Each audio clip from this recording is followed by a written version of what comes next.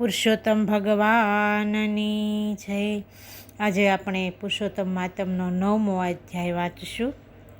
તો નૈમિષારણ્ય મધ્યે બિરાજતા ઋષિમુનિઓને સુતપુરાણીજી કહેવા લાગ્યા કે હે મહર્ષિઓ, ઋષિ કન્યા મેઘવતી પિતાના મૃત્યુથી અત્યંત શોકાતુર થઈ અને ઘોર ચિંતામાં એની કાયા કૃશ થવા લાગી।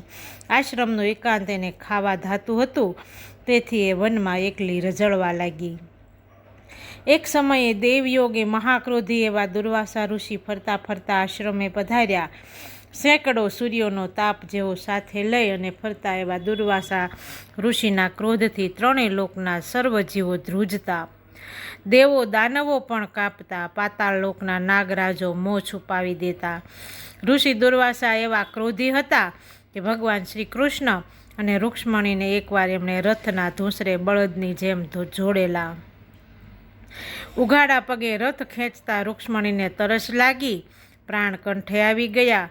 રૂક્ષ્મણીની હાલત જોઈ અને ભગવાન શ્રી કૃષ્ણે પોતાના જમણા પગના અંગૂઠાથી ધરતી દબાવી અને જળધારા પ્રગટ કરી અને રૂક્ષ્મણીની તૃષા छिपाવી।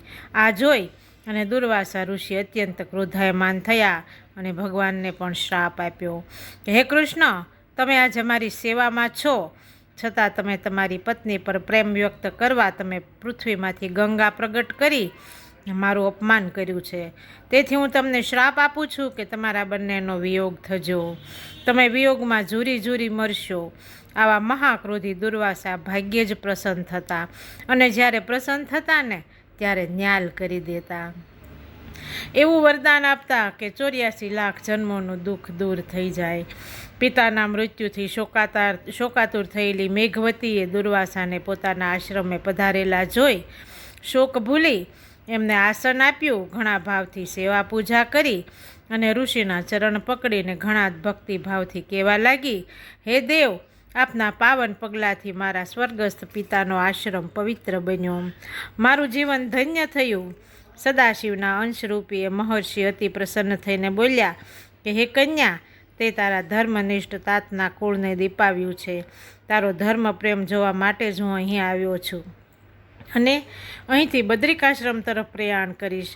તારે કોઈ દુઃખ હોય તો તું મને કહે, મારા તપોબળના પ્રભાવે હું તને દુઃખ મુક્ત કરવાનો ઉપાય બતાવીશ। ઋષિના આવા વચન સાંભળી અને મેઘવતી કહેવા લાગી કે હે મહાત્મન, આશ્રમમાં હું એકલી વસું છું, અનાથ અને નિરાધાર છું। તાતના મૃત્યુનો શોક મને ઘેરી વળે છે। ભગવંત, મારા પિતાની ઈચ્છા મારા લગ્ન કરી દેવાની હતી, માટે કોઈ યોગ્ય પુરુષ મારું પાણી ગ્રહણ કરે એવું કરો।